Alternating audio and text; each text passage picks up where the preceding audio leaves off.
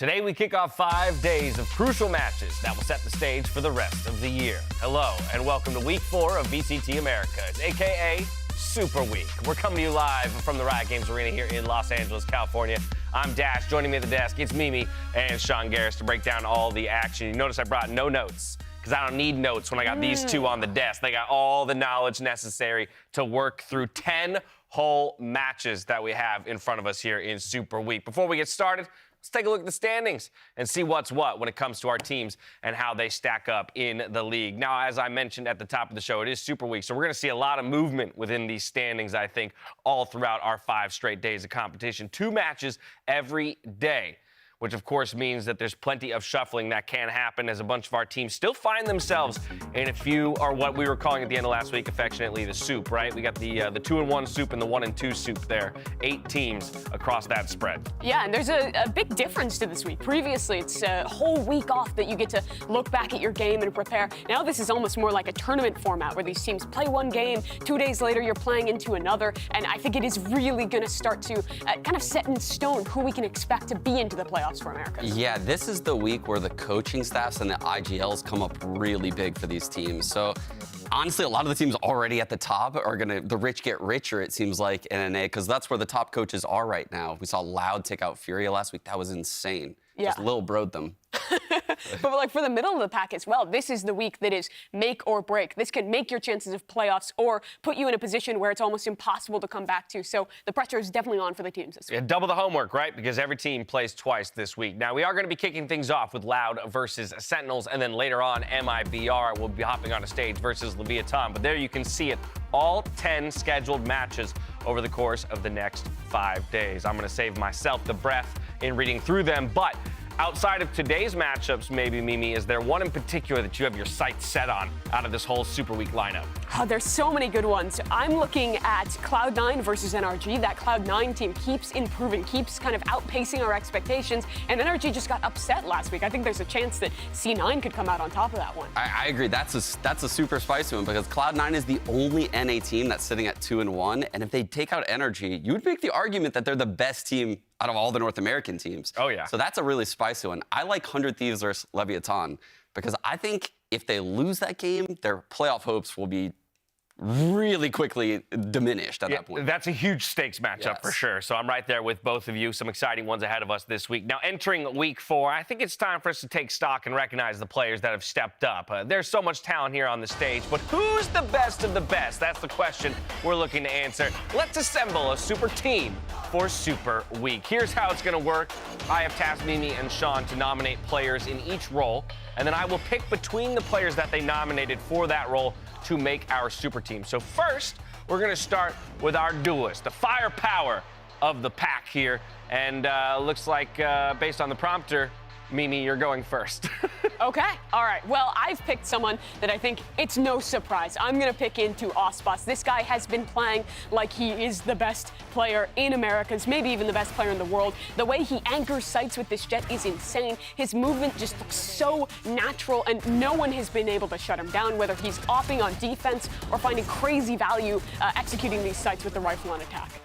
Look, I couldn't agree more with you, Mimi, and that's why I actually chose Ospas also. Good choice. On my team as my duelist. He went 11-0 last week in First Bloods against Furia. I mean, that was the team that a lot of people thought might make a running for the best team in our entire region. He just completely shut them down. He's insta-locking Jet, which is super key in this meta. I mean, you mentioned it. He's the glue for Loud right now. He does so much for that team. It would be silly to not pick him. I love it. The two of them underhanding the ball to me here. Unanimous decision makes my job easy. Our duelist will be Ospas here on our Super Week Super Team. Let's move on to the controller position, though, here. And, Sean, I'll hand it over to you for your nomination. All right, so for my controller, I went with Khalil. I think he's been playing absolutely out of his mind. He's been playing Omen, Astra, and Viper, so he could kind of maneuver around whatever smoke agent I would need him on my team. That kind of flexibility would make me able to switch up my comps. I'm thinking deep here, Dash, okay? I'm not thinking surface level stuff here. I can dominate on Ascent with him. I can dominate on Pearl. He's familiar with Harbor comps. This guy has it all. So I'm taking Khalil. His headshot percentage is like 30% too. So his individual skill is through the roof. Strong case. Mimi? Yeah, I mean, he can play Harbor, but then, I mean, all those other agents so last year. The guy who's been defining the meta with Loud is Tuiz. You know, you gotta get a second member of that team in. They're the top of the league right now. Tuiz has been absolutely incredible. He came in as such a young player ahead of Lock, and who was previously playing only Duelist and Chamber last year, learned this controller role, and I think he probably has the best Harbor utility of anyone in the league. I've not once seen him miss a high tide. The timings that he manages to find are incredible, and when he switches things up, plays over to the Astra in another role, he's just as good. The consistency that Tuiz provides for Loud is just incredible. Has he played anything other than Harbor for them lately? I think he plays the Astra on split, but it is mostly that Harbor. So if he caught a Harbor nerf, that'd be pretty bad though, right? Yeah, exactly. But there's no So, Harbor. considering the arguments that have just been made for both of our nominees, I am going to ultimately go with Khalil.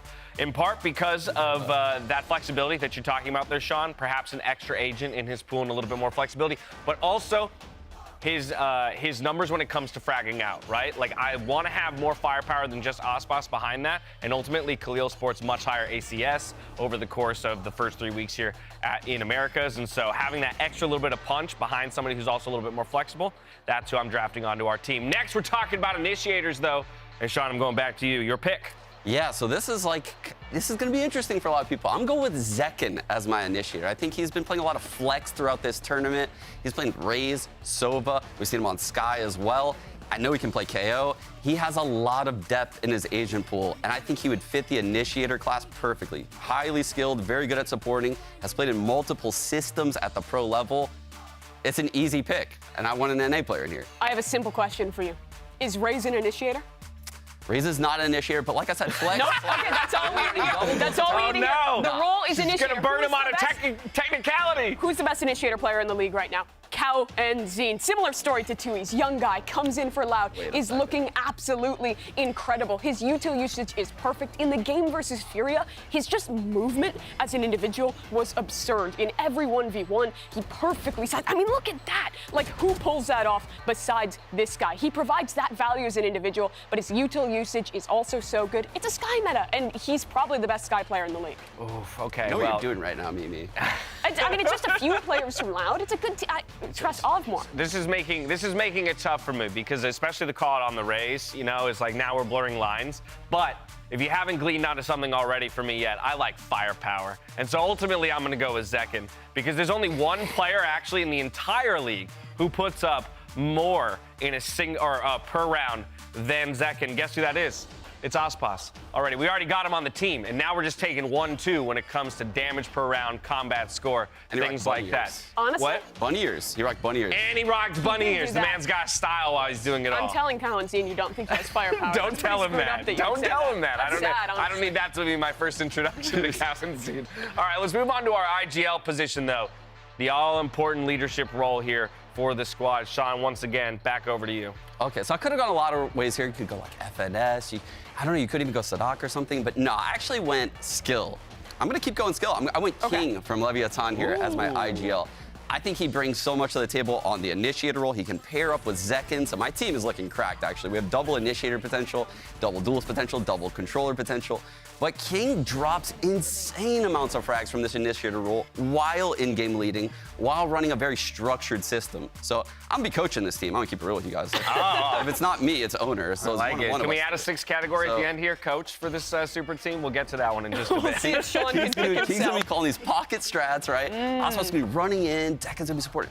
This is free, right, Dash? All right, well, we'll find out. We'll see who Mimi's got to nominate. King's good. He's a great fragger, but he's a new IGL. He's only really proved himself with Leviathan. We haven't seen them win a tournament, make it all the way. Who's a guy who's managed to not only develop young talent into something new, but win tournaments in the past? Sadak. The guy is pretty darn good. He plays so many different roles. He's rocking the duelist, locking in the Raze. He can play the Viper. He's incredibly flexible. I would say even more so than King, and he is a more proven leader to boot. This guy has been playing out of his mind. The preparation and the calls that Loud have been so good. So I know what you're thinking. You're like, well, Dash is clearly going to go with Sean's pick because he used all the buzzwords, right? He's like, the guy frags out. He's top of the table. Dash likes aggression. I'll tell you what, though.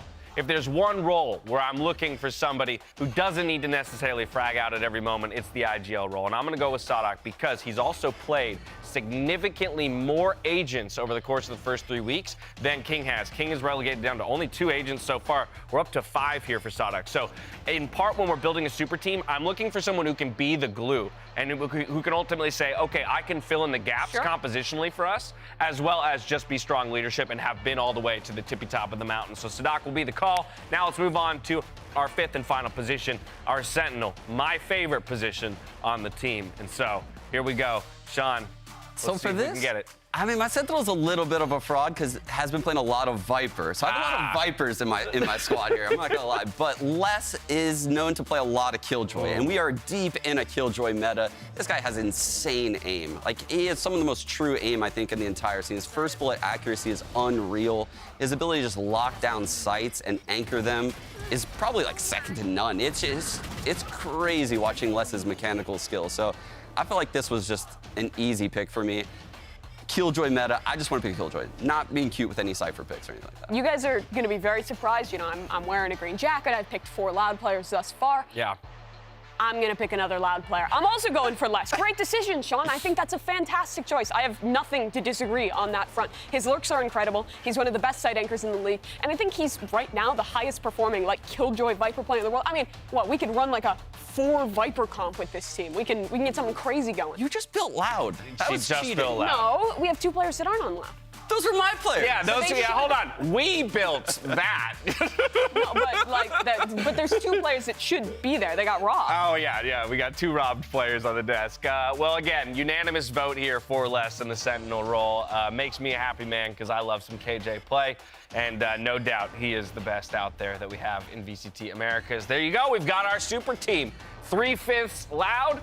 And then we've got a couple of ringers to bring it all together. And Sean as the coach. How do you feel about your team in the end, Sean? This team slaps. I'm not gonna lie. I'm coming back to coaching about this team. Yeah, for real, right? This team is winning events. Okay, does this team, I know you wanted Loud to be the full super team, but in reality, how confident you feel about how this team could stack up? I feel really confident about this team. Also, I think the fact that it's 4 Brazilian players is a little telling about the way the league is going right now. Brazil is looking dominant. Each one of these players is incredible. I think Zekken slotting in makes sense as well. I'm a fan. Alrighty, well, if you think you've got a super team that can beat ours, make sure you tell us on Twitter. Use those hashtags VCT Americas and VCT so we can feature them later on in the broadcast. Maybe evaluate a few of them. Maybe you notice somebody that we forgot and you think deserves a nod. Stick around, though. We'll break down today's first matchup between Loud and Sentinels right after this quick commercial break. See you in just a bit.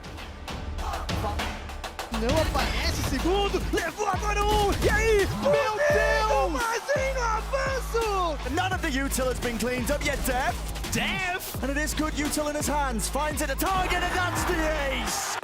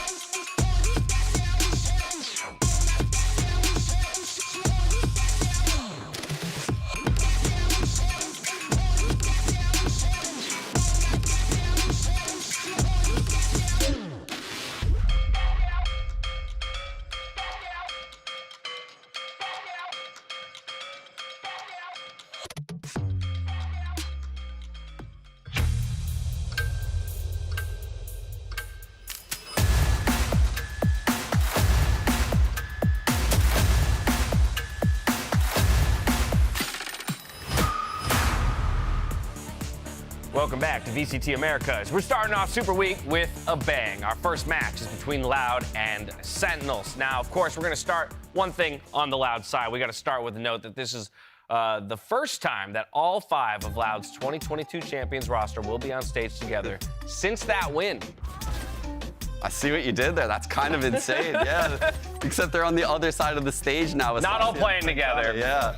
And it's actually so ridiculous, the storylines in this game. I mean, Marv coming in as well for Sentinels, coming against this Loud core for his first match back in the VCT. Like, this is just so ridiculous, this matchup. There's so many things to look forward to.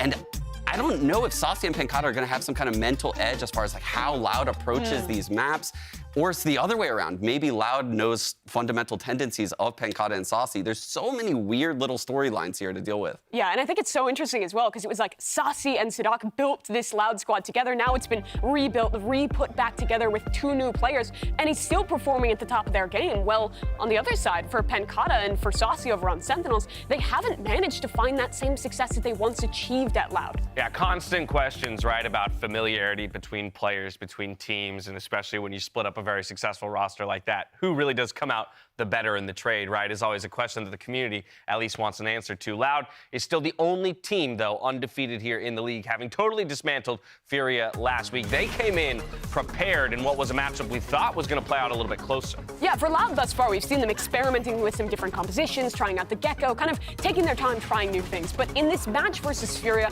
the respect was clear because they came in and they played absolutely incredibly. They went up against this Chamber for Dijazin on split, and they perfectly played against it. They got off the Gecko, switched back to their double dive compositions, and absolutely shut him down. And when they went to the second map as well, they showed that same level of preparation. Oh, go ahead. Oh, no, I love the comp change by them to go back to the double duelist onto the Chamber, because that TP is so shallow these days with the nerfs that came into Chamber that the 2 duelists can just hunt him down, even if he gets 1 kill.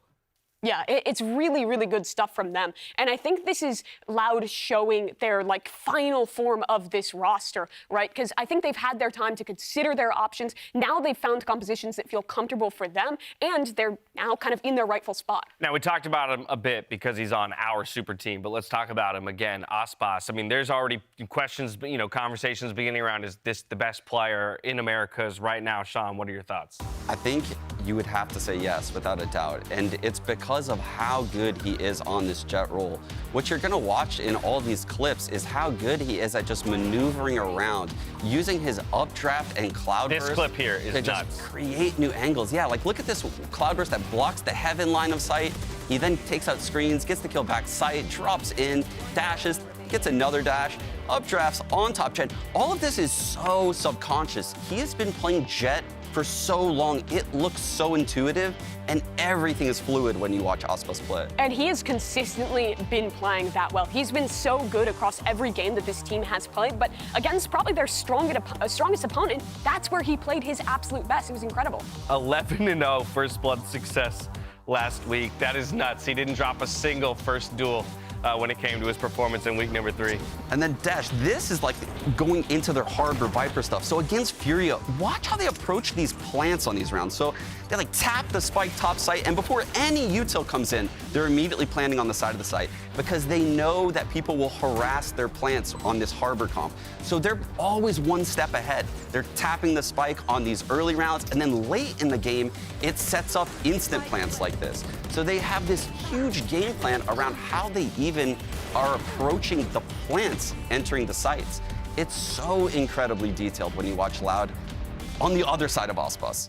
Yeah, and it shows that this is Loud's meta. They were kind of the first team to really innovate these Harbor Viper comps, but they're also taking it to a level that I don't think a lot of other teams have gotten to yet, of getting past that point of this is the initial idea. Now this is how we play against teams that are trying to exploit us. This is how we move to that exploitative style. And I think that shows how good Loud is, because they can have that initial idea, but also find that level above. And that's what makes a great team fantastic, and I think what makes them the top in the league. So while it's all roses right now for Loud, undefeated atop the table, we got to talk about their opponents as well. Moving on to Sentinels, this is a team that's on the struggle bus most recently. It's been a rough start to 2023. Struggle bus is out of gas. Like, this is... Not only are we on the struggle bus, we're also parked on the side of the road out of gas. Yeah, we're broken down, man. Flat tire. I mean, they're 5-10 in their map since forming this team, right? You look at the roster, and sure, they're missing 10s today. Marv is in there, but that's still another all-star, right? They just replace an all-star with another all-star, and you would expect them to have better results. And the problem I'm seeing when I'm watching this is just like little cohesive things. And I think this week they're going to try to focus on those fundamentals and get things back together. Unfortunately, they're going against Loud. So they're going to go against someone like Aspas who's constantly testing their fundamentals, making sure they're on point. And I don't know if they're going to have the practice to pull it off right now, Mimi. Yeah, it's going to be so difficult. And it's so heartbreaking as well that they're in this position because all the matches they've played have actually been really close. They were 2 rounds away from beating Leviathan, a team that you would have expected to play a dominant game versus them. Sentinels has continued to be just over the line, and then they've been hit with hardship after hardship. Now, TENS can't play now. There's a coaching staff change. There's just so much pressure on these players to perform. Yeah, it's amazing how a couple rounds can make the difference in an entire series score and ultimately where you fall in the standings. Now, obviously, Sentinels fans were a bit concerned to hear about the coaching change, and the team put out this video introducing Kaplan to the community.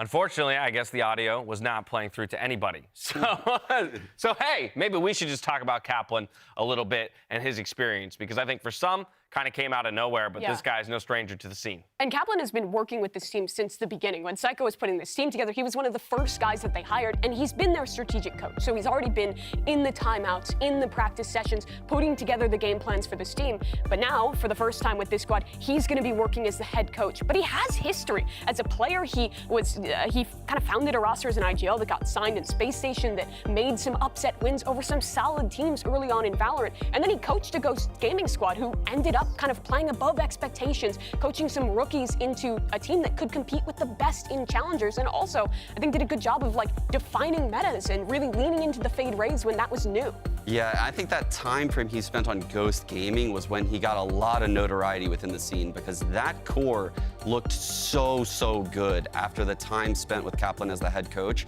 And now they're on M80 and they're continuing that dominance, right, with those same fundamentals that he maybe instilled back in the day.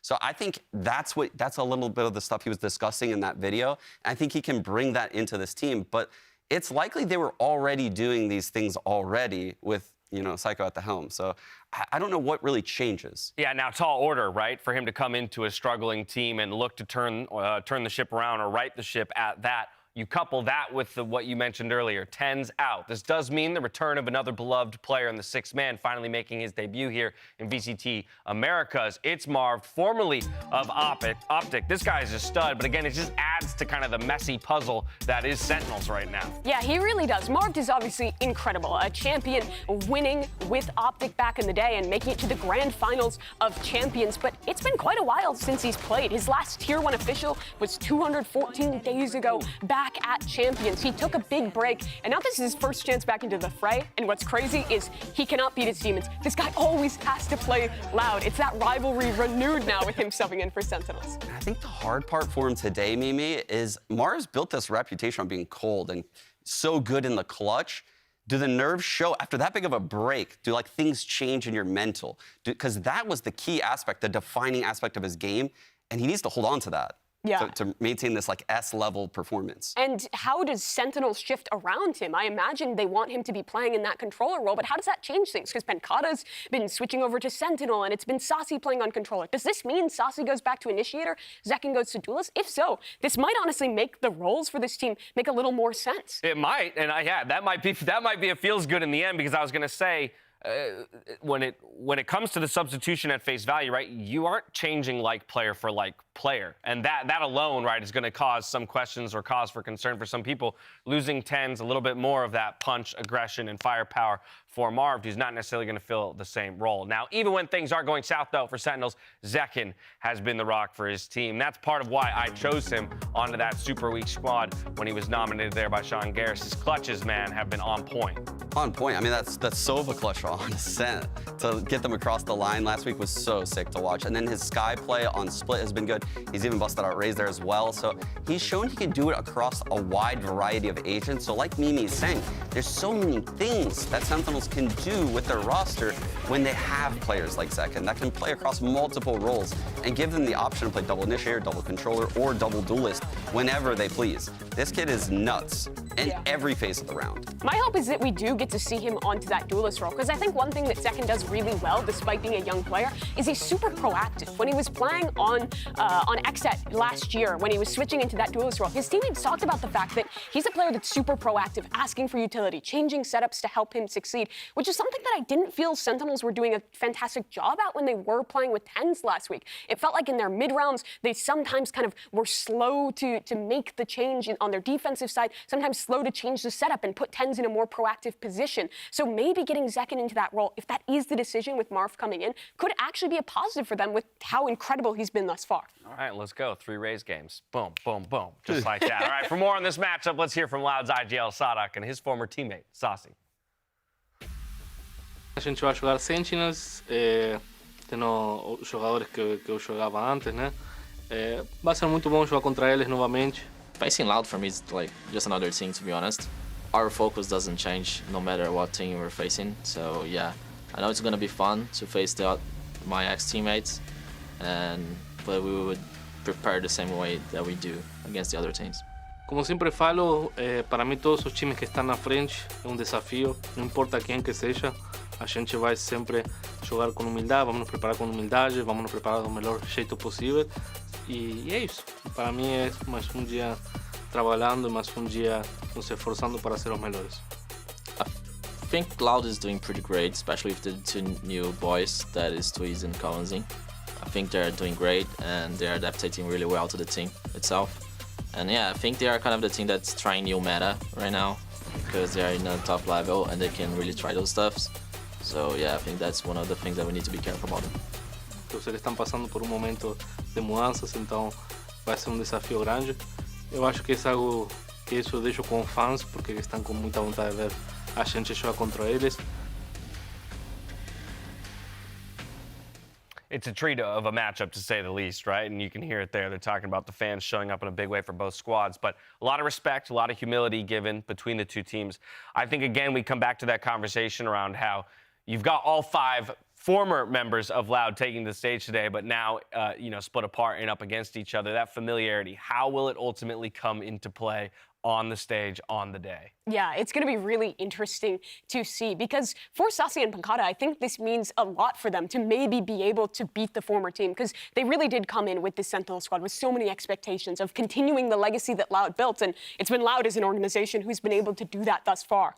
Yeah, and today it might be a little bit difficult for Loud from their perspective, if I'm being honest, because Sassi has moved into this controller role from initiator, so he's playing a different style, and Pankata is kind of transitioned into playing a little bit more Sentinel than he's used to playing as a controller. So Loud might have lost a little bit of a read on those 2 players, whereas those 2 players have a pretty good idea of how Sadak likes calling, probably how Fraud likes coaching. A lot of the things as far as how Loud approaches situations, how they like anti-stratting, all of those edges right now go towards Sentinels, in my opinion. Yeah, but I do think some of the differences are what they talked about in that clip, in that it is a new meta. A lot has changed. This is not the same style of play that Loud was going for last year. I think in a lot of ways they kind of reinvented themselves with these new players coming in, playing these double controller comps, playing the double dive comps with the 2 duels. It is very different. So there is that element of, sure, you're playing against your former teammates, you have that level of preparation, but it is also something very new. Yeah, I mean, in general, right, there's so many things at play when you see a roster swap, and metas change as well, right? Because that's the other piece of this whole puzzle, right? Is you've got certain picks coming in like Harbor, that have completely warped, changed the meta. We've even seen EG starting to reach, as well for some interesting creativity strategically. And so not only are you changing up, the player pieces, in your team's puzzle, but you're also having to deal with a meta. And we take a look at this dynamic duo, Sassi and Pankata, and look at the expansion in their roles from team to team, right? Both players having to shift significantly from Loud to Sentinels. It's crazy. Sentinels only played 15 maps so far as a team. This is unreal, the amount of agents that Sassi has had to put in. And this is a player that's world class. I literally retweeted something today that he's the first player in the world to hit #1 in ranked in Brazil, America, and EMEA. That's wild. So insane. Rank 1 in 3 regions. Pretty gross.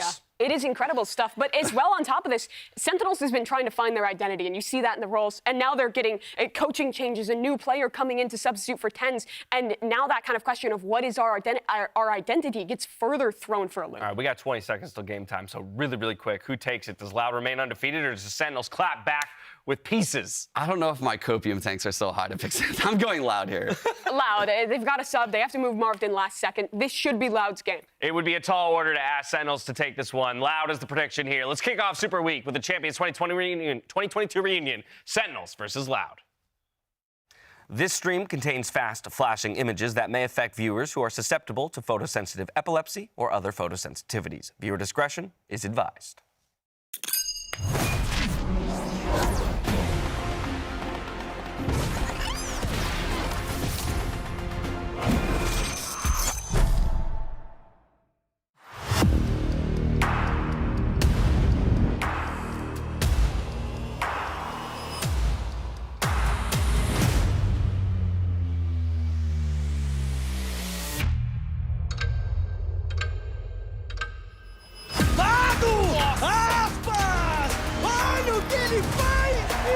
Everyone was talking about him, and this is going to be the guy to look out for.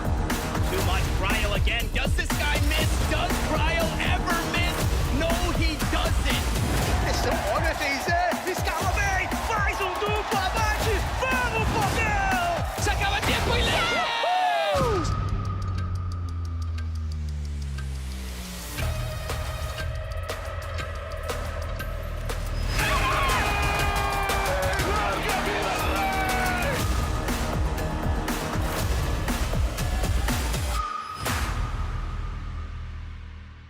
Acredito que vai ser um confronto muito da hora. É querendo ou não, um dos melhores times do VCT Americas. Patience, patience pays off! We know each other a lot. We always practice against each other. And yeah, I think they're looking pretty strong right now, so it's going to be a tough match. Só pra recuar, mas olha o Muris! JZZ de novo, na ultimate do Hit, JZZ, ele não para! Facing Loud for me is like just another team, to be honest. I think Loud is doing pretty great, especially with the two new boys, that is Twiz and Counzing. They're adapting really well to the team.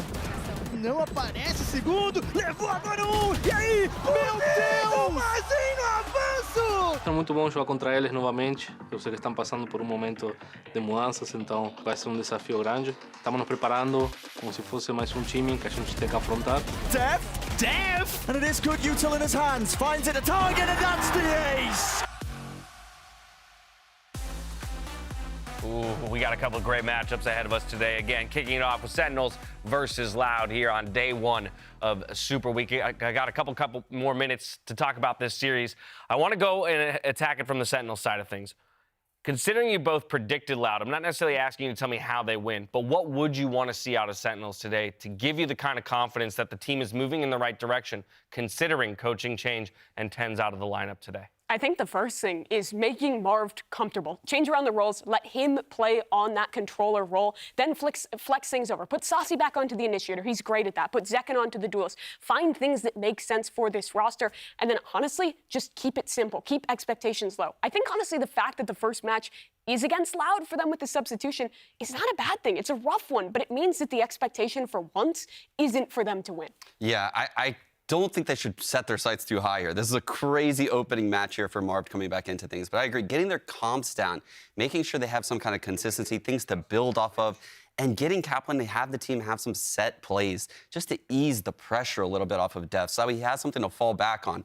Ult plays for given rounds, stuff that, kind of 100 Thieves is running, but became readable. I think if they add that into Sentinels, it would add a whole new page to their team. And I think they already have those options because Yes. Kaplan has been working with the team. He's been the guy in charge of strats, even when Psycho is with the roster. So I'm hoping they have some stuff prepped, but they can also change it enough to give Marv a position to succeed. A dub would be great, but at least show us some market improvement, show us that you're on the right path. Well, ultimately, the teams are ready to do battle, so let's head out to the arena. Let's get day one of Super Week for VCT Americas underway.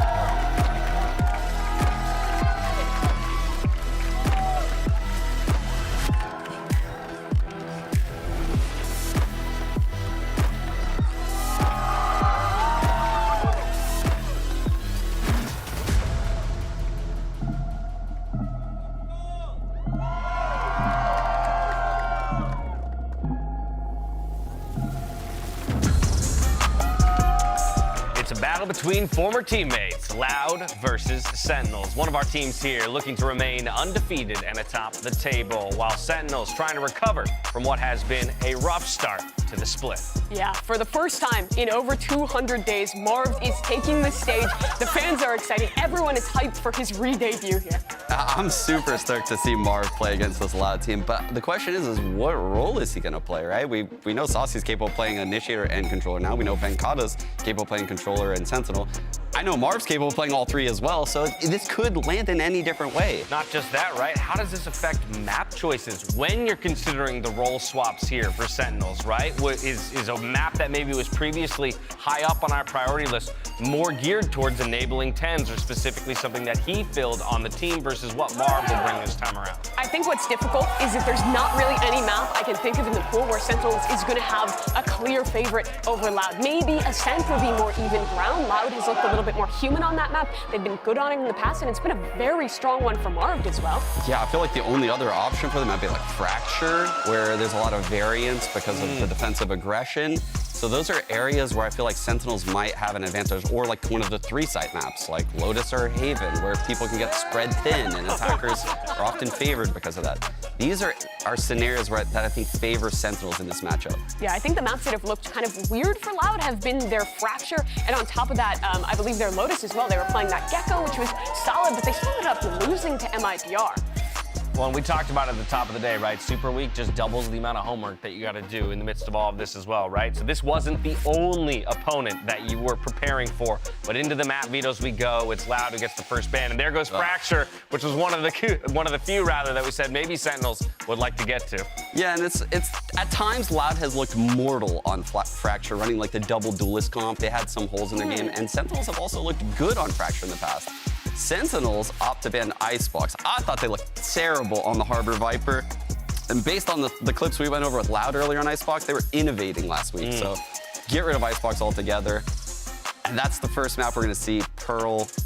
I don't like Sentinel's chances there, Mimi. That is a tough one. I mean, you have such a tough decision. Do you go Icebox or Pearl? Both those maps have looked real bad for Sen and have looked fantastic for Loud. This is kind of the defining map of these Harbor Viper compositions. This is where Icebox is going to run wild. And for them, they had this weird read. They tried to play this KO comp for Sen that didn't really work out. They got bowled over by Leviathan. We go to Haven next, which is one that neither of these teams have played in a little bit. Yeah, historically, obviously, both of these teams are actually insanely good at Haven, especially Sentinels. However, Loud has only played this one time since Champions, running their Harbor Viper against MIBR, where they needed both pistols to squeak out 13-11. 13-11, yeah, it was razor close. Yeah, and the last time we saw that for Sen as well was at Lock-In versus Fnatic, where they got rolled over. Their attacking side really struggled to find coordination against that team. So I'd imagine both these teams have something new. My biggest question is, does Loud stick to that Harbor Viper? I feel like that's what they're best at. They set that. They're constantly evolving it. Aspes looks so comfy there. Yeah, when you're meta defining, I think you stay with what you've defined until someone breaks it or redefines it, right? In that regard. And so I would expect to see that Harbor and Viper. On to Pearl we go here. Loud will be kicking it off on the defensive side, where Sentinels is looking to attack, and agents are beginning to get locked in. And we're already, so Def locking in the Harbor here, Pankata on the Killjoy. That means we're probably gonna see Marvin on the Viper, yeah. So Saucy back to this Initiator role. Straight up mirror compositions. This is clean, and that tells me that if I had to guess, Kaplan did a lot of VOD review. Okay. Studied this comp, knows the ins and outs, and also the strengths. So that way he gave his team the strengths, probably made them aware of the flaws in the comp. Sen have looked rough when they've tried to play Harbor Viper before, but I think these roles make sense. You give Zekken the Jet, you give the Viper over to Marv, a role he is comfortable with. But the thing is, you're playing up against the best at these Harbor Viper comps, and I think in mirror matchups of these two compositions, it can be really difficult to find an advantage. In general, mirroring compositions generally only plays into the hands of the team that is already considered the better of the two. We'll see, though, if Sentinels can flip that narrative on its head as we get ready for map number 1. It's Pearl, so let's hand it over to our casters. Here's Brent and Sideshow. Thank you very much, guys. Yeah, let's get this one started because honestly, Josh, storylines abound with this one. Honestly, you could read your kid to bed with them, man. They are from top to bottom. You've got Marv playing against his former, rivals in the form of Sassy and Picardo, or playing against Loud, and also playing with his former rivals. I mean, enemies to lovers and lovers again, or whatever you want to call it, man. It's ridiculous, isn't it? It's all over the place. The desk was talking about the fact that Marv hasn't been on stage in such a long time. That was since Champions. Yeah. And that was the game against Loud. That was the finals of Champions 2022, the last time that we saw him out here on the stage playing. There's just so much going on here too. You've got Sassy and Pancada playing against their former team, and for the first time, and we didn't think this would even be happening a couple of weeks ago, Sassy and Cowanzine are actually face-to-face on Initiator too. But this isn't the old Sassy-dominated Initiator matchup where he's playing Sova and Fade. It's Sky, and it feels like Cowanzine's world. Both of these teams looked really good in the pistol rounds in their most recent game. Loud have gone for a 4-player push out through B main with an A retake wall. Less just holding on, and Sentinels are very, very slow here. Very slow, it's cautious, but it's definitely going to be spotting this, so they're going to be wading into it. Marv's up close, Cowanzine takes the first fight and the first name. Welcome back to competitive, Marv. Yep, see you later. Gotta watch from the sidelines for this round. And it's been, again, running all the way back after that deep push. Kills all they get. They don't overstep themselves, just backing away. Leaving it into that 4v5. And actually moving fairly significantly over to the A site too. Sadak pops down a Killjoy turret just to get a little look over, and a deep flash over into A main does not see anything from Cowanzine. So now this is going to start to pull the defenders back over to B. They're so cautious with the clearing, just in case someone's close, but yeah, juggle peek by 2 years. Saw one player, jump peek as well, spots the rest of them, and Sade is now aware of it. Sentinel's going to be trying to get this hit going right into Aspas. Trailblazers exchanged, finding ways. Stun on either side, really slowing this one down with 20 seconds remaining. Just firing line with the frenzies, and it could be anyone's game, but at the end of the day, it's Loud who claimed that pistol. Big pistol round from Loud, very nicely coordinated. You can see what their game plan was from the beginning. The push down B long, found a pick, put them into a 5v4. They don't overextend.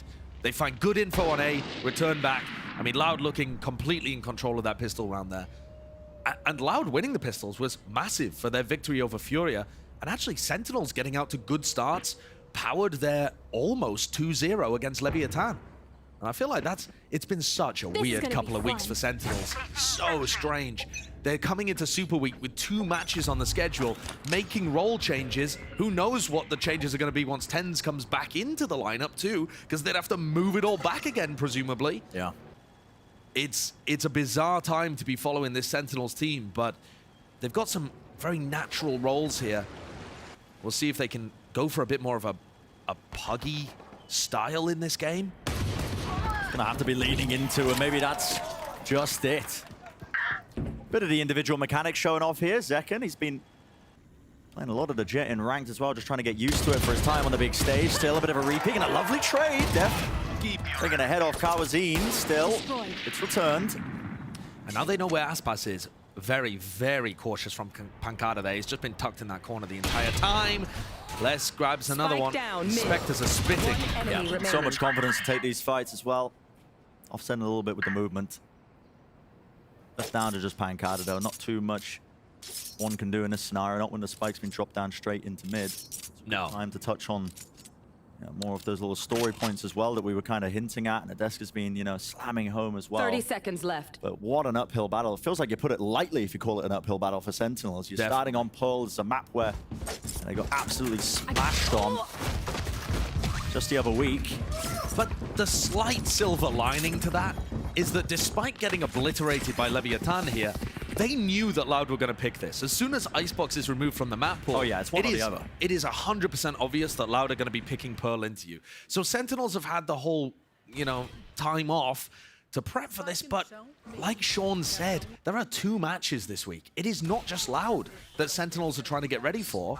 There's also that game against MIBR later on in the week, and arguably the game against MIBR is a little winnable.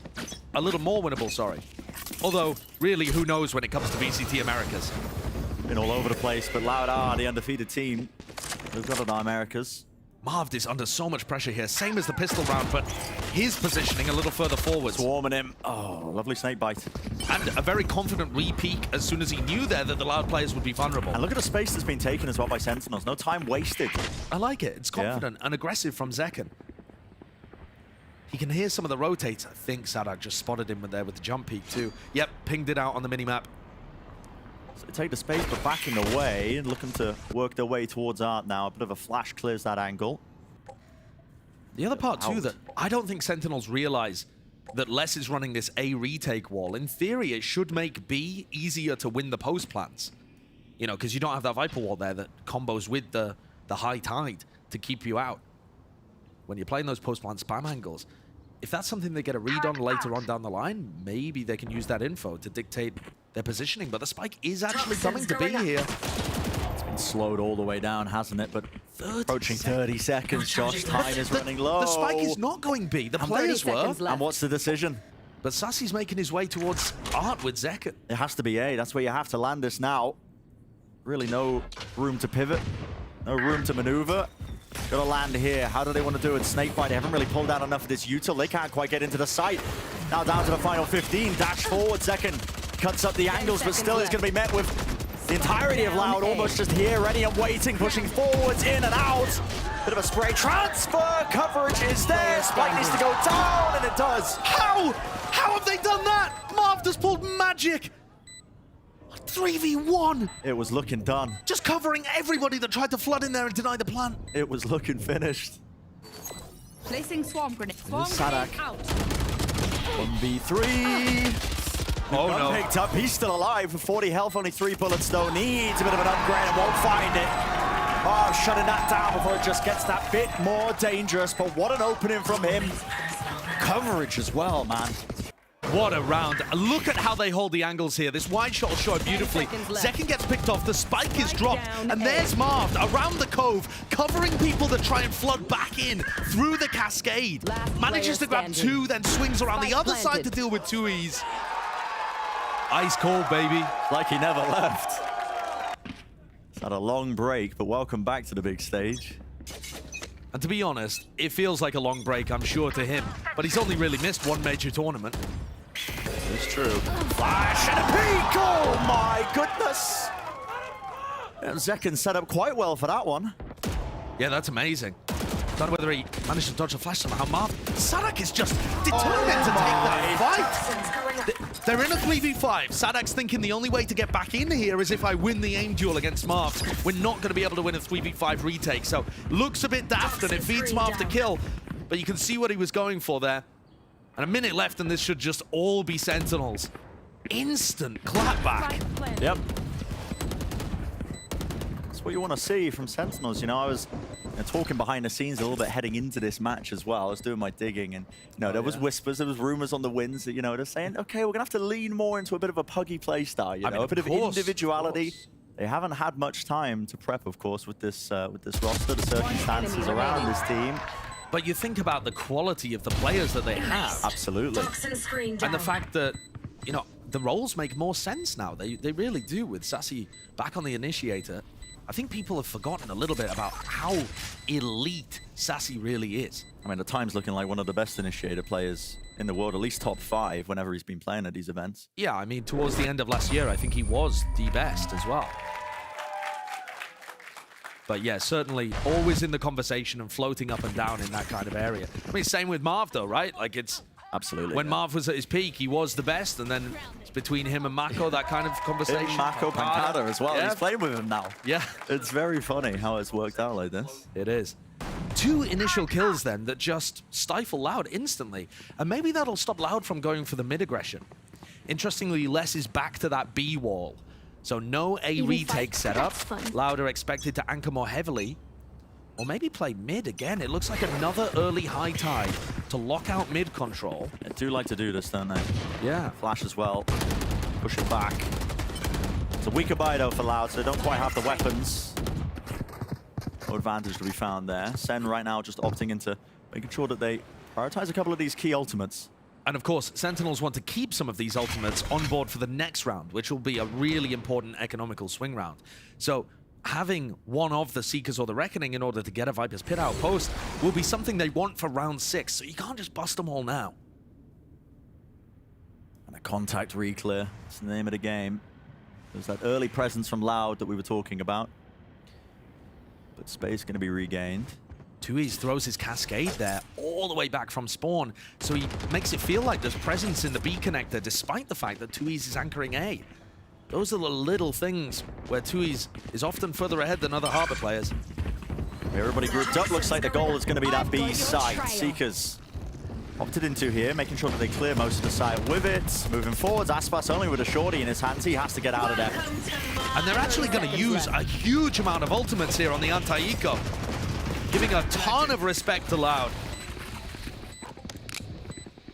Loud might just be happy with that one. It's a difficult retake. That's just an angle. Watch for a bit of spam into the common position. Here. Kill claimed. Oh, that's rough. Oh, that's dangerous. With Mark going down, so does the pit. All your coverage is finished, and a rifle in hand to Kawazin. Well, anything's possible. Rifle to the side, tries to reset it, but Pancada maintains composure. Locks down the angle. 3 still up. Tap with a rifle. Offset with the movement.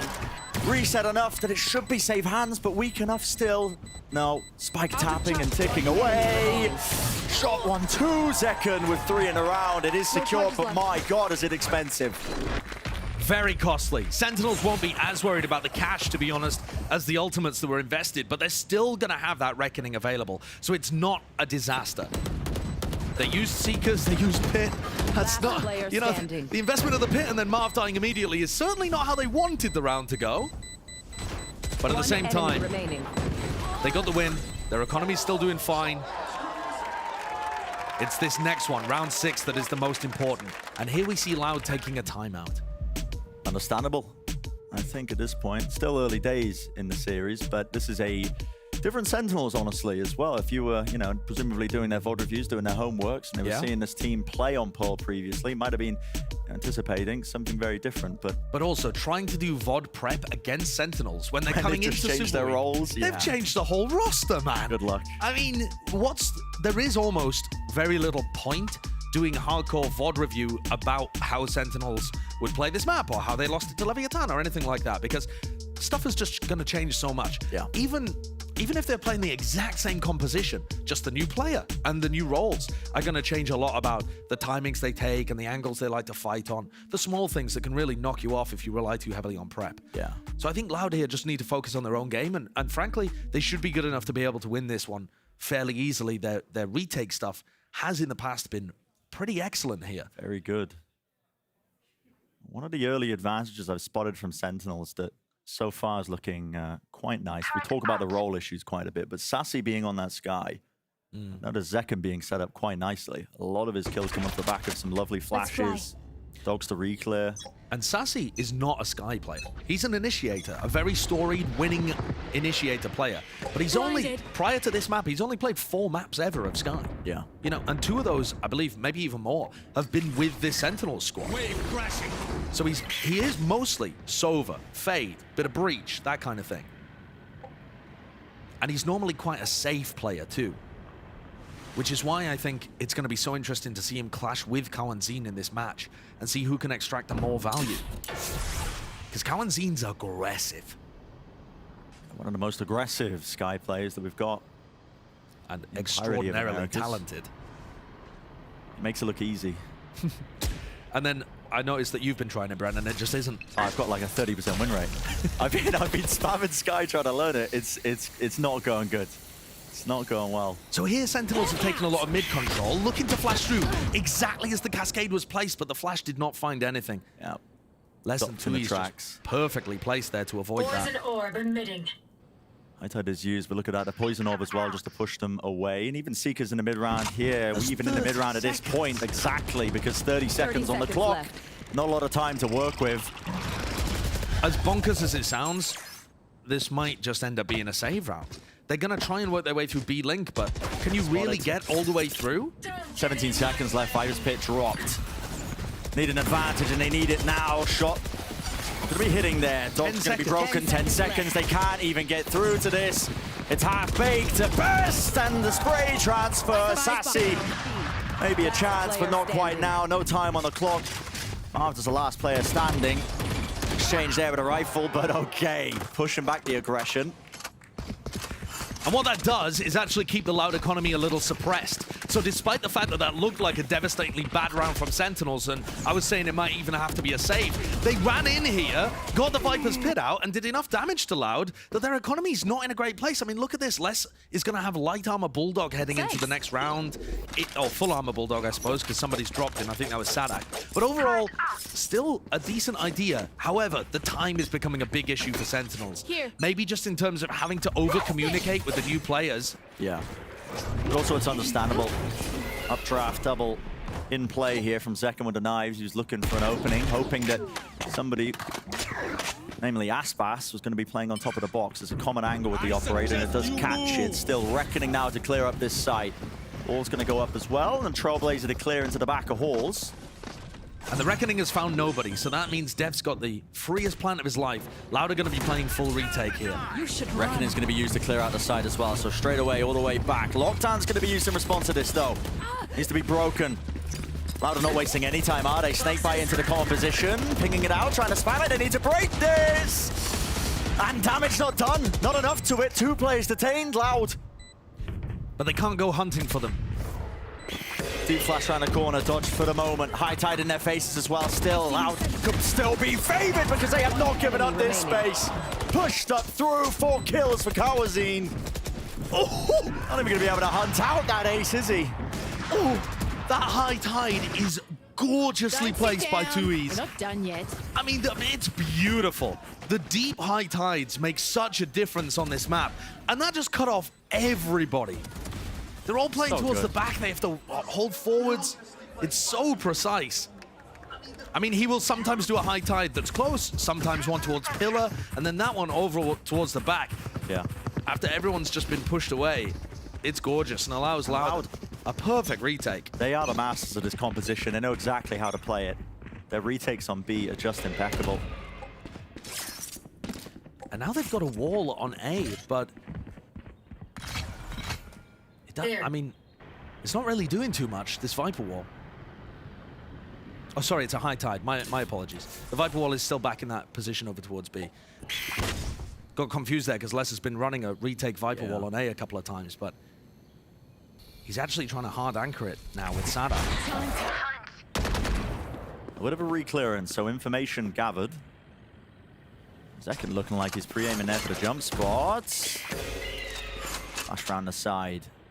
There's a cascade pushing their face, though, so no fights to be taken, but... And Sentinels have definitely grasped at this point that Loud are faking mid-pressure at the start of these rounds. They're taking a lot of this space fairly freely. You know, no Trailblazer used. Is it an off angle? Doesn't win it out. Our spike carrier. Strained was the approach of it. Heal has to be used, and it has slowed this down, and the kill was found because Sadak's still alive. Pre-aiming on top of the box. Flash. Flash is bad. It's bad. They think it's cleared. They're jumping right around the corner. Right into his face, and he's still alive, still kicking. Bit of a nuisance still. Instinct on show here by Def. A reflank by Kawazine could be devastating right now. It's taken Sentinels so long to get in and get this plant down. This is important. Spider's about to be taken around main, despite the spike going down. Zekken was watching. Great stuff. Aware of it. Into a 2-on-3, and Aspas does have the knives, but he's retaking with the operator, nevertheless. Pushing forward, spamming to the corner. Aspas is caught. You know where 2Es is. He was just spamming. Clean. What a play by Pankara. Lovely stuff. Working his way forwards there. It's a little risky, but he is confident in the rest of his team behind. One enemy remaining. I'm sure it must feel good. We heard in the interview earlier Sassy say, yeah, playing against Loud, it's like playing against any other team. Okay, buddy. Sure. Sadak was saying the same thing, just another day in the office for him. Yeah. But I'd be interested in talking to them afterwards and seeing how they feel, because I feel like some of that is them telling themselves that it's just another game in order to get them psychologically in the right place for the match. I mean, Sassy and Sadak have played together for so long. It's just been one of the most concrete duos in VALORANT up until this year when they split apart after just winning champions and hoisting that trophy together. Timeout going to be taken here for Sentinels. Queued up a little bit ahead of time. Maybe thinking about what they exactly want to be doing here. And Sentinels have a lot of good information to work with. They know that, in general, the high tide of the beginning of mid is not being fought over. They can take mid fairly easily, but they have seen 2 players B-Link, not as many players Art. Maybe they want to try and take Art, break the alarm bot early, make Loud panic a little bit and create some more space on the other sides. I think normally on the attack side, Pearl, you want to be hammering those B hits because it's probably the best site to hit with this kind of composition. But when Loud look that good on the retake, it makes you feel a lot worse about it. It really does make you second guess yourself. They have so many layers and understandings of how they're supposed to be playing this comp. The way they weave in and out when the Viper Wall goes down and the high tide. Killed my bot. Back and forth, back and forth. Alarm bot's broken early there. That was placed right in the center, so early presence, but Marved. I'm sure he clears it safely. They're worried about Aspas pushing up deep here behind the high tide. So they've used Cascade, Flash, another Flash, another Cascade. A lot of the Sky and Harbor utility just to secure Sassy that orb and get his ult online. Well, the Flash seems to indicate that there's nobody there, but with 2E's jump peeking it, they're going to have a decent idea. Now, setting up? The backstab here. Does Aspas have this sixth sense that it's coming? Trying to set up for the B split, aren't they? And stun actually hits onto the own dog as well, slowing it all the way down. Fight to be taken. So perfect timing! Two! Absolutely insane, and Aspas is pressured. Dash is active. Inside the smoke, up Trav, round the side, trying to break the ankles, but just too little. Really can't shut it down. And Bancada reads it too. It's all in the hands of 2E's. Pushing forwards down to the cove. Will not be able to stick that. Sentinels. Looking sublime on that one, no? I mean, the way it... Just watch that from Aspas' POV, and he turns away the instant that Marv goes through that door. Yeah, I think the timing that they took to take that fight through the double doors was just amazing. When the pressure on site is getting a little bit too much, the players are rotating back, they're feeling like they have to relieve a bit of it, help Aspas out. Late without being baiting. Yeah. I mean, Marv, even when he was playing with that Optic NRG kind of squad, he would have some gorgeous lurk timings on this map. It was his playground in terms of understanding defender rotations. This time Loud are going to follow that high tide into mid, and Sentinels want nothing of it. They've been playing slowly usually around this area of the map, and they just send it be. I think this is a fantastic read. When Loud are going to be on the weaker buy, you know that they're going to be trying to play off that prior conditioning and take that mid control heavy. And the answer from Sentinels is just run it all the way down into B, like you said. Josh, flick of the wrist from Les. Sheriff shots going a bit wide here. Still, you want to maintain some presence of side control here, but it is being cleared quite rapidly. Updraft. Aspas trying to take that high ground angle. Dash active! What is that from Marved? A shot to land, a shot to hit. Presence of mind not there, but sprayed down eventually. Second gets the kill. Low enough though that he will fall. Enough opportunities, too many perhaps. But eventually brought down. Sadak, time running so damn low now. He's going to be walking right into the crosshair of Marved. Already, though, this has been a spectacular half from Sentinels. Considering that Loud won the pistol round, they've only won 2 rounds after that. Yeah. One where Sentinels just didn't work the time properly and got caught in a weird situation trying to pivot through the B link, and another very nice retake over towards B. But aside from that, Sentinels' ability to work the map, to find picks, the lurk plays, in terms of like backstabbing, it's all been good. And you want a player to focus on, it's got to be Marved. His debut on the Americas stage for 2023. I mean, what an opening. And what a player he's been. We've been missing him. Let's be real, we've been missing Marv here. He's just been dominant.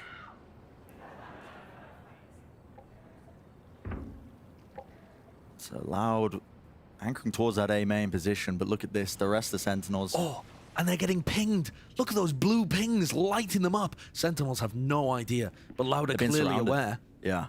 This is Loud giving up the space, perhaps intentionally, but at least in the know-how of it. Reckoning is going to be used, clears out the site. Guess what? Nobody's there. All of A main is taken, and well, they want to re-clear it with the dog still. There's a gap. It's down to the reactions, and Zekken wins it. The young gun as well, taking names once more, pushing through into the back of the site together. making sure that they're playing this one nicely still, though. The spike not down, and they are being pressured from multiple angles. With Pancada falling, this is difficult. Need to come up for the fire here. Spike down and taking the fights. It's more than opportune. Dash to the side. It is getting scrappy. 40 seconds, though. And a full pivot. There's more than enough time to get to B right now. Sadak can hear them. It's a foot race. Yeah, but who can meet them first? Sadak wants to try and put a stop to this one. If he kills 30 seconds left. to get on either one of the players, he could put a stop to it, and he has found the line of sight angle. Double swing, though, double face, right through. Watching for it. Swarm grenade The tap out. of it. Util's going to be pushing it back. Now time is running really low, and this flank is so important. Second wins it. Absurd. But it has to stick it. 10 seconds left. Flash round the side, doesn't spot it. planted. Sadak was playing anti-kill. 1-2. Unreal. That is just magnificent. What a recovery that is. That's so well played by the Sentinels players too. The way in which they navigated that. I love their push on the A site, back site as well. But Sadak's aim, small movement reset. And he takes down his longtime companion Sassy to secure the round and make this one reasonable for Loud. Had they lost that, they're in a devastating position. It's looking ice cold. Final round now of this first half. And it might just be simple stuff. They got a lockdown, they got a Viper's Pit. Get out of my way. Shove it into B. Try and use the ults as well to take that B plant, but there is one obstacle they're going to be facing. That's that Reckoning. It means they can't really play anchored deep into the back of B. If they do opt into the B post plant, they're all going to be playing it from far back positions. We know how good Loud are. And they're playing that B retake. It's going to be the lockdown use. Again, clears them back. No presence from Loud. The most important thing here is just that Marv stays alive. There is going to be so much spam coming through. There it is. Reckoning. They want to try and flood into the side as well as the plant's going down. I want to try and take the fight, and it's getting chaotic. It's getting messy. The spam through. Marv 4 stuns in the face. It smokes around. This way, that way, everywhere. You can barely tell what's going on. Nana Swarm down at their feet, trying to push them off the spike. No one's going to be sticking this one, but look at this position. Look at this angle. Aspas fully aware. Smoke though dropped down. Angle 1-4. Spraying it through in the cone. 2Es. Sticking it, no bullets. This is absolutely absurd. And it needs to be a swing. Pancada finishes.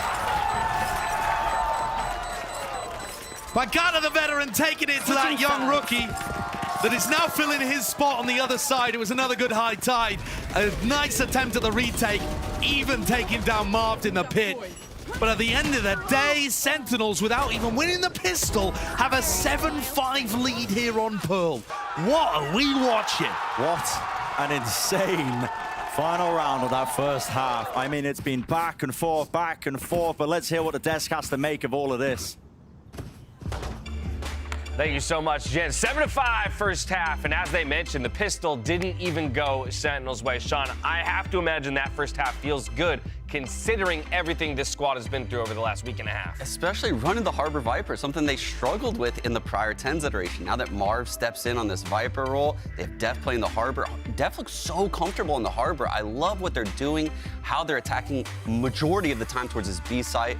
Great hits early from Sentinels. So here's what I want to do. Normally in half times, we do a little bit of, analysis on what we just seen. Instead, Mimi, I want to look forward. Loud's going to be moving to the attacking half. Let's talk about this squad, what we can expect to see from them in the second half. Their attack sides on Pearl are incredible. They made this comp, and as you would expect, they're always going for these B-side executes. It's what everyone does with this composition, and it's what I'm sure this Sentinels team is ready for. But what they're also really good at is playing around the mid control and taking their time to set Aspas up in the mid round to get rid of this Killjoy utility and open up avenues in the late round for the Lurks. This is from last time they played versus Cloud9 on one of their rifle rounds where they actually close things out. And you can see the way they're putting up this high tide that is pressuring both towards Link and towards Art, dogging through one direction, then late round pressuring towards B, where you see that on the other side, Les is ready to pull and punish that aggression from the other team. This Loud squad is really good about being varied in their mid rounds and moving beyond just those executes that this comp is known for. They're so scary to play against. I mean, looking at 2Es on this Harbor, like you mentioned, just blocking off all these sight lines in middle, it allows them to take out all the Killjoy util, flush out Astra util as well. And then in the late round, it looks so simple for them, right? They boil it down to a very simple B hit, they get in a post plant, and that's where they shine. They're just gods in the post plant. So many protocols in those moments, and Loud is at their best on attack side of Pearl. And as we saw from the first half, this will be defined by retakes on that B site. And Sentinels is playing with a new player. This will be a test of their preparation and their coordination, because getting those retakes right can be really difficult. We already saw how dominant Loud was with them, and Sen is going to have to match. Sen will definitely have to match, but they did give themselves a 2-round advantage. Loud, sporting over 60% win rate from the attacking side, would be enough to take this one. We'll see if they can get it done as we head back to our casters. Brennan Sideshow for the call. That's exactly right. Yeah, it's a great start for Sentinels, but the job's not finished yet. Precisely what the desk was really hammering home there. I also think with how heavily this map trends towards retakes and how important they are to all have everybody on the same page, I think Sentinels might struggle here a little. So getting that pistol round off would be a massive boost. To go up potentially 9-5 here gives them a bit of the buffer that they might need to convert.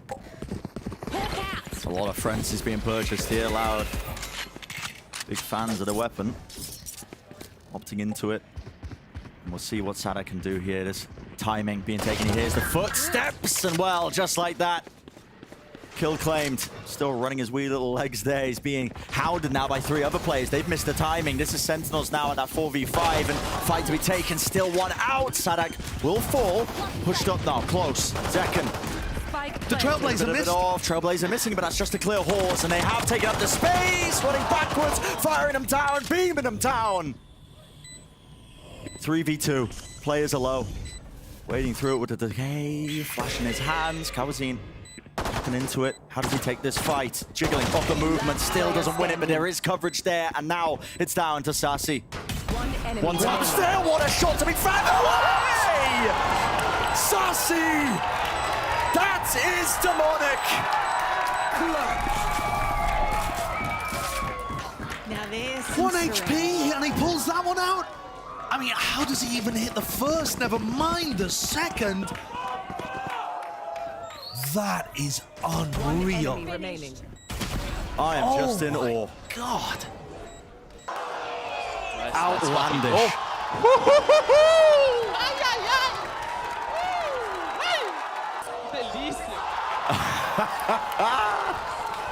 That is absolutely outlandish. I think everyone watching that pistol clutch had the exact same reaction. That is just otherworldly from Sassy. Loud are going to go for a half buy that includes 3 stingers here. And still running it all the way down. Look at this, it's going to be leading into the B splits. Right through though, trying to disrespect that cascade. Not going to be meeting a match here. And a bit of spam onto the common angle, the common position. It's all game sense from Zekken. The B split. No aim necessary, but they do need to worry about this. Yep, that flank attempt coming through.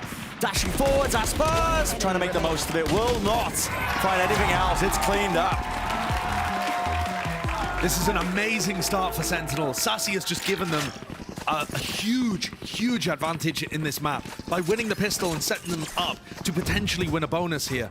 Because like I said, I'm not sure how good Sentinels are going to be on the B retakes, and you can actually see the way in which they're playing is quite heavy to deny the plant coming through in the first place. They're not opting into the classic B retake setups. Pancada is somewhat hard anchoring. They had 3 on the pistol round running down B link to try and get into the site. What's the game plan here? So they've got Alarm Bot and Turret watching Art. So this looks like a bit of an a passive info play. Although having said that, Marv with the Vandal is pushed up really deep at the moment. Maybe that's just for the early round. Turret falls, and the bait idea here is that they break the turret and they don't expect the alarm bot. And this is beautiful from Sentinels, beautiful from Pancada. Unfortunately, they lose Zekken on the other side of the map, and that might open the door. That's less as well. Taking full advantage of this one. Pop flash round the side. Kawazine lays claim to it. Paves his way as well now, taking all that space, but how do they want to approach this one? A bit of spam, but they've slowed it down. Not willing to run all the way over towards B. Instead, it's a complete opposite direction. Guess what? That alarm bot wasn't cleared earlier, so it's going to give them a good indicator. Now they got to know. Heading over towards A, dash forwards, but still it's a 3v5. What can you really do on this bonus dash forwards? Spike's starting to get planted. Heineken hasn't been cleared, looking for any sort of timing, and he does get rewarded. He is falling, not going to have any of those smokes and walls now to try and offset this one as the fight's still being taken. All in his face, Marved. Into the corner, he's being watched for though. That's 2 players ready and waiting, standing at guard, making sure that nobody can push past this point. Broken. 2v4. Just seems so damn unlikely, especially when Kawazine is able to get lurks like that. Very clean from Loud. The opening kill onto Zekken on B we didn't quite catch, but that's a game changer. And then Sassy gets caught out, maybe trying to equalize over by double doors. Sentinels not with quite the read on where the pressure was coming from at that point in the round. So they haven't inflicted very much damage there onto Loud's economy. And in fact, coming into this, is Marv just going to run a Sheriff? The economy's a little bit all over the place for SEN. I mean, yeah, it's not Zeken's opting into the Operator. It's all fine on everybody apart from Marv. But with Marv being such a big playmaker for the Sentinel side so far, feels weird to see him without that gun in his hand. You almost want a rifle in his hands, don't you? So there's that high tide that the desk were talking about, coming out from 2Es, and it blocks Marv's point of view out, threatens the mid lurk, stops Sassy from getting any info. Although, he can tell by the spam there's people there. This time actually making sure that they take that space. So Loud have that presence of mind to break a lot of that utility. It's a weird setup from Sentinels. Yeah. Because they've got Zekken incredibly deep on A. They need somebody to watch this lurk. They probably should have been here 5-10 seconds ago. This fight, Sassy and Aspas. It's all about who gets the best read on it. This time it's Sassy. Sassy sits him down. I made you, kid.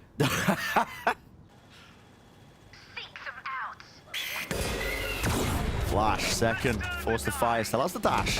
Has not activated it, but it's hit. Attempt of it trying to come through. Sadak. Oh my goodness, gets away with murder there, but lovely movement, just dodging that second shot that was going in. Def at the back of the site, trying to anchor this one. Snakebite doesn't clear him. Round the corner, round the side, Cove up. Reload, spray down, moving forwards. It is watched for, but are they aware of that one? Spraying around the corner, it's marked. Gets the rifle in the middle of all of that chaos, and he does manage to close it out. Huge defensive round from Sentinels. Even with Zekken fumbling his position in A main.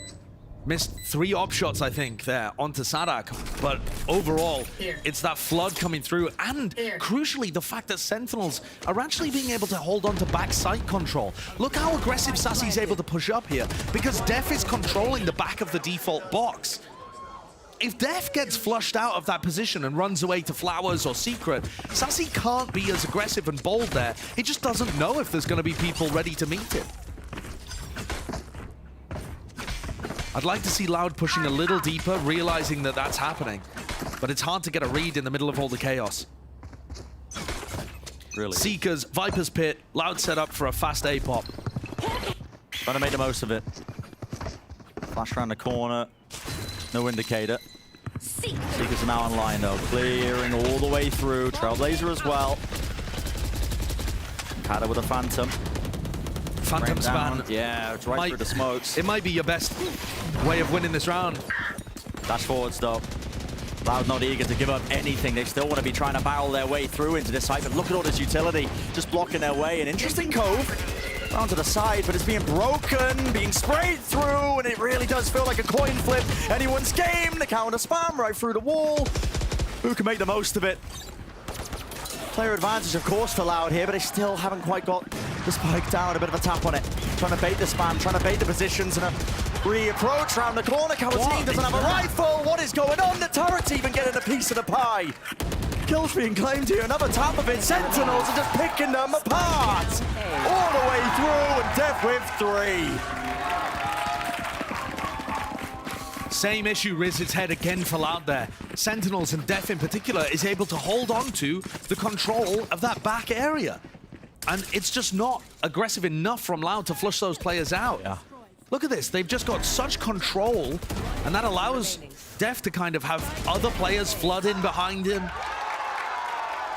And it's very tough at that point for Loud to get into the back of the site. Unless they do that immediately with some good utility, with a, you know, a snake bite or a flash or something, they're going to find it very difficult there. Sentinels look like they have such a good idea of how to play the map to deny plants. And Josh, it's so different from how most teams play. I don't think we've been stressing enough how massive this is so far for Sentinels. Yeah. You're playing against Loud on Pearl, playing their bread and butter composition that so many good teams have struggled against. They look like one of the best teams on this map when it comes to Pearl. And Sentinels are coming off the back of it. Listen, they didn't have a good showcase. They got dominated when they last played this map. They've come in with, I think, less than 3 days practice with this roster, by the way. Less than 3 days practice, shifting the roles again. Shifting the roles, shifting the comp. I mean, Everything has changed, and they are leading. Yeah. They are leading against the finalists of Lock-In, the leaders in America who are currently at the top of the standings. This is absurd. It is ridiculous. Like I said, Sentinels knew that they were heading here, and I feel like they've just got a great idea of how to keep these positions. They're not getting pushed out and having to play retake. They're just standing their ground and fighting. It is monstrously good the way that they're playing off each other as well. What a difficult call it is. Cloud taking that timeout, of course, but Get out of my way. I'm going to save into it. At this point, you're basically accepting you're having to play to run it all the way to OT because it's SEN 1 round away from that map point. Walls up. Slightly different high tide there, cutting its way across. And look at Marv with the one-way snake bite. Poison's on. Make sure he can't be pushed, but backs away and crucially, doesn't make noise this time, so he can't get easily swung. yeah, there's no punish just there. There was an attempt. You could see Aspas did swing through.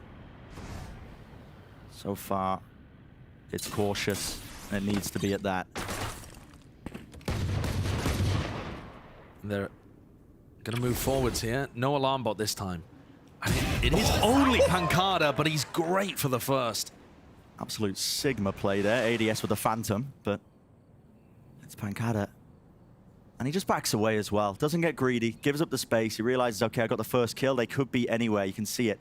Aggressive pings now, and it's Flowers that wants to be taken. It's a contact push all the way through, and it's watchful. Fully aware of it.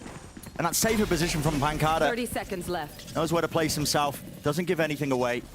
The reads from Sassy and Pancada in this map have been sublime. Elite. And with Dash just going out of fashion there. Aspas are forced to use it. Disengages back early. Now the dog, Trailblazer. It's going to clear its way into the back of the site, making sure nobody's holding any close angles. Turret out. The weapons are just not good. It's going to take heroics. Aspas with the knives. Anything to sail their way through, but not ready for this one. The lurk there from Marv. Coverage is there through the wall. Last player standing, it's less. Blind as a bat. Cannot see a thing. Sentinels reaching map point. Insane stuff. And like I said, these reads coming through from Sassy and Pancada are honestly unbelievable. And I know that people will think, oh, well, of course they understand how Loud play Pearl. They were on that team, they get it. But Loud have only started playing Pearl and being good at it with this new roster and this new composition. I mean, they literally, prior to 2023, Loud have played Pearl once. Right. Right there. And they lost to Optic. It was a 13-3, it wasn't close. Loud weren't that good. So this is just the Sentinels players having such a read on the game, and look at this again. They've got so many people tucked up here, just playing off the op. Oh, the disrespect. Loud running all the way up, but right into the stack! Spike down B. It's SEN with a realization. The foresight, the setup. And Sadak and Les are the last two players standing to try and claw their way back. Right now it's looking all Sentinels. Space vacuumed up, a bit of spam there from the Vandals, back and forth exchange, but no kills. And lockdown has to be used, why not? Everything at your disposal just to clear back that area. Claim it back because the spike is dropped at their feet. Lockdown doesn't even clear that much, does it? And think about what must be going through Loud's heads right now. How on earth have we got ourselves in this position? How are we losing to Sentinels here? Done and dusted. Les will hold on. He'll get his two. But the most to do. It's a 1v3. Viper's Pit dropped down just for an attempt at trying to cross through, but look at the spam. Dodging, ducking, weaving past the bullets with 30 seconds remaining. Sentinels, 30 seconds they're on the left. cusp of it. And look at the discipline. They back away. They give him the space because they realize, guys, listen. Give him the spike. He's got no option. What's he going to do? Run it away with 20 seconds? Not likely. Losing to time would not be dignified here. Les is gonna try it. Turret take the contact. They know he's pushed forwards. No choice whatsoever. Has to stick it, and it's unwinnable. Sentinels. Massive beginning, massive upset. They take map 1.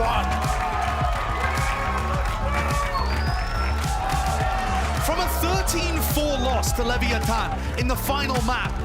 A match that could have gone 2-0 in their favor, but all fell to pieces map 3. Rebounding, reforming, changing the roles, changing the coaching staff, changing the players, and coming out with a win at the top of Loud's map pool. This is one of the maps where Loud look absolutely on fire. And today, they got hard destroyed. From the very beginning, from Zekken getting that double kill in mid, all the way to the way that Optic were working the mid pushes and finding holes in the defense, to their anchoring of the sites. Everything worked for Sentinels today. Honeymoon period, perhaps. It just looks amazing. Certainly does. The way all the pieces are falling together, you know, we're constantly criticizing this team about the roles issues, but holy, the amount of heroics that we were seeing. Non-stop, an absolute blockbuster when it comes to the individuality that was really just being showcased. Unreal showcase, but that's going to do it for map number 1. Don't go anywhere. The rest of the series coming up right after this.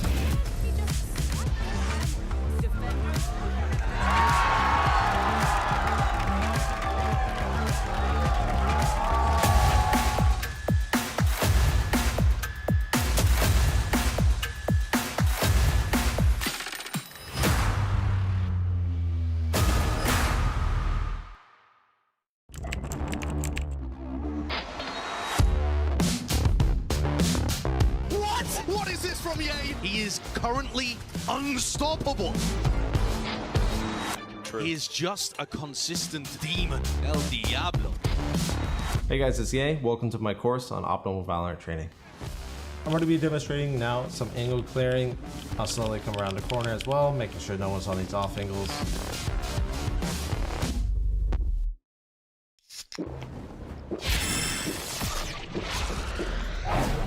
Red Bull gives you wings.